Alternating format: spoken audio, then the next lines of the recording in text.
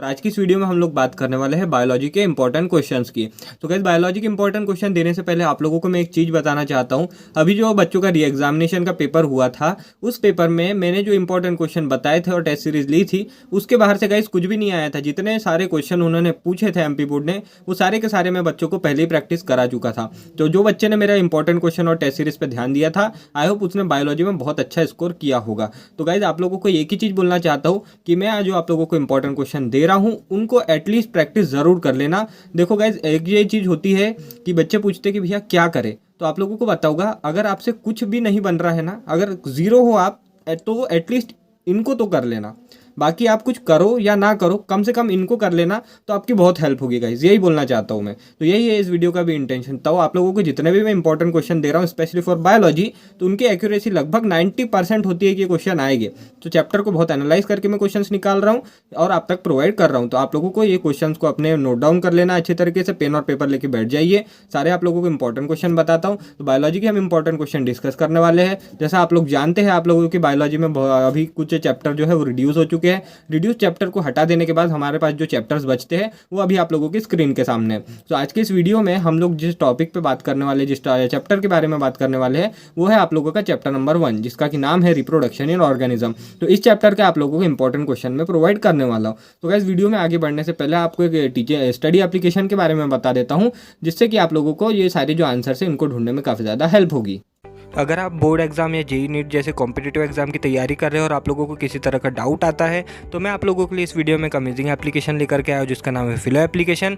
यहाँ की सबसे स्पेशल बात है कि यहाँ पे 24/7 एक्सपर्ट टीचर अवेलेबल रहते हैं। आपको कुछ नहीं, 3 ईजी स्टेप को फॉलो करना है। सबसे पहले प्ले स्टोर से जाकर के इस ऐप को डाउनलोड कर लेना है, या नीचे दी गई लीड लिंक से आपको इसको डाउनलोड कर सकते हैं। दूसरी स्टेप में आपको सिंपली अपना नंबर डाल के रजिस्ट्रेशन कंप्लीट करना है। तीसरे स्टेप में आपको क्वेश्चन की फोटो खींचना है, यहाँ पर टाइप करना है। जैसे ही आप अपना क्वेश्चन पूछेंगे, विदिन 60 सेकंड यहाँ पे एक्सपर्ट टीचर आकर कि आपके क्वेश्चन का आंसर देंगे, वो भी वीडियो कॉल पे, जिससे कि आपकी पूरी कंसेप्ट क्लियरिटी हो जाएगी और जितने भी आपके सारे डाउट्स है वो सारे जो टीचर है, एक्सपर्ट टीचर, वो क्लियर कर देंगे और आपका सारा डाउट पूरी तरह से क्लियर हो जाएगा। तो गाइस, देरी किस बात की है, देखिए कितना बढ़िया एप्लीकेशन मैंने आपको सजेस्ट किया है। अगर आपको इस एप्लीकेशन को डाउनलोड करना है तो नीचे दी गई लिंक से आप डाउनलोड कर सकते हैं। हम लोग बात कर रहे हैं chapter number 1 reproduction in organism के इंपॉर्टेंट क्वेश्चन की। तो सबसे पहले चैप्टर का ओवरव्यू दे देता हूँ आप लोगों को। तो आपकी जो यूनिट नंबर 1 है रिप्रोडक्शन, उसका ये चैप्टर नंबर 1 है, जिसका नाम है रिप्रोडक्शन इन ऑर्गेनिज्म। ये 4 चैप्टर्स में से पहला चैप्टर है गाइस, यूनिट नंबर 1 का एक छोटा चैप्टर है और ये पूरा तरह से बेस है आप लोगों का, ये जो यूनिट है पूरी इसका। तो इसमें आप लोगों को बेसिक नॉर्मल चीज़ें बताई गई है। तो इस चैप्टर से हम ज़्यादा अच्छा क्वेश्चन एक्सपेक्ट नहीं कर सकते, बिकॉज रिप्रोडक्शन इन ह्यूमन्स है, फिर ह्यूमन बींग्स है, उसके अलावा यहाँ पे sexual reproduction in flowering plant है, रिप्रोडक्टिव हेल्थ है। ये कुछ ज़्यादा मेजर चैप्टर्स है जहाँ पे अगर एमपी बोर्ड को क्वेश्चन पूछना रहा तो वो उनसे पूछ सकता है। पर इस चैप्टर में क्या है, अगर मेरे अकॉर्डिंग क्वेश्चन पूछा जाएगा तो वो लगभग इन्हीं क्वेश्चन से पूछा जाना चाहिए, बिकॉज इनके अलावा एमपी बोर्ड के पास आई गेस और कोई टॉपिक नहीं रहेगा इस चैप्टर से क्वेश्चन पूछने के लिए। तो मैं आप लोगों को जितने भी क्वेश्चन बताता हूँ उनको अच्छी तरीके से नोट डाउन कर लीजिए। और मैं आप लोगों को एक और बात बोल देता हूँ कि ये इसमें से एक भी ऐसा क्वेश्चन नहीं है जिसका आंसर आप लोगों को एनसीईआरटी बुक में ना मिले। तो अगर एनसीईआरटी बुक आपके पास है तो आप बहुत ही इजीली इन सारे क्वेश्चन के आंसर फाइंड आउट कर सकते हैं। तो हम स्टार्ट करते हैं क्वेश्चन नंबर 1 से। तो क्वेश्चन नंबर 1 जो आता है वो है guys, difference between sexual reproduction and asexual reproduction. अब मुझसे ये मत पूछना भैया कि कितने नंबर के लिए आता है। देखो, अगर ब्लूप्रिंट रह भी जाता है ना, तो बायोलॉजी की ब्लूप्रिंट में ऐसा मेंशन नहीं किया जाता कि कौन से चैप्टर से कितने नंबर का क्वेश्चन आने वाला है। वहाँ डायरेक्टली यूनिट वाइज जो वेटेज है वो दिया रहता है। यानी पहले यूनिट में बोल देते हो कि पहले यूनिट से 4 नंबर के 2 क्वेश्चन आने वाले। उन्होंने ये स्पेसिफाई नहीं करते कि कौन से चैप्टर से। जैसे यूनिट 1 में हमारे पास 4 चैप्टर है, वो ये नहीं बताते कि यूनिट 1 में जो 4 चैप्टर है उनमें से कौन से चैप्टर से 4 नंबर का क्वेश्चन पूछेगा। तो आप लोगों को हर यूनिट को मतलब पहली यूनिट को हर क्वेश्चन के वाइज प्रिपेयर करना पड़ेगा, यानी हर चैप्टर को 4 नंबर के हिसाब से प्रिपेयर करना पड़ेगा। आई होप आप समझ पाओगे। तो क्वेश्चन को आप लोगों को हर चैप्टर के एक जैसा प्रिपेयर करना है। तो सबसे पहला क्वेश्चन आता है difference between sexual reproduction and asexual reproduction.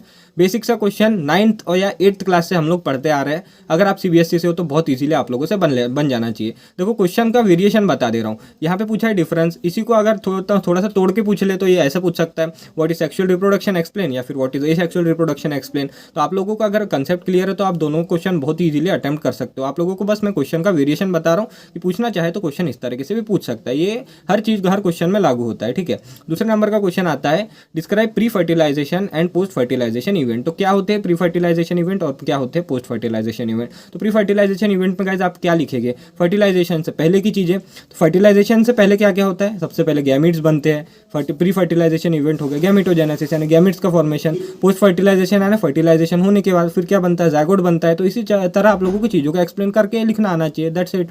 तीसरा क्वेश्चन आता है व्हाट इज फर्टिलाइजेशन। तो फर्टिलाइजेशन क्या होता है, अगर जिस बच्चे को ना अगर आप लोगों को आता है तो तुरंत अभी कमेंट कर दो कि फर्टिलाइजेशन क्या होता है, बहुत ईजी से 2 लाइन की डेफिनेशन होती है। ऑलराइट, चौथा नंबर का क्वेश्चन आता है गाइज यहाँ पे what is better mode of reproduction, sexual और asexual reproduction, explain with proper reasons. तो क्या होता है, मेरे अकॉर्डिंग तो सेक्सुअल रिप्रोडक्शन होता है। आप लोग अगर एसेक्सुअल सोच रहे होगे तो उसका रीजन जरूर बताइएगा। ये sexual reproduction better mode of reproduction है, क्यों, क्योंकि ये प्रमोट करता है चेंजेस को।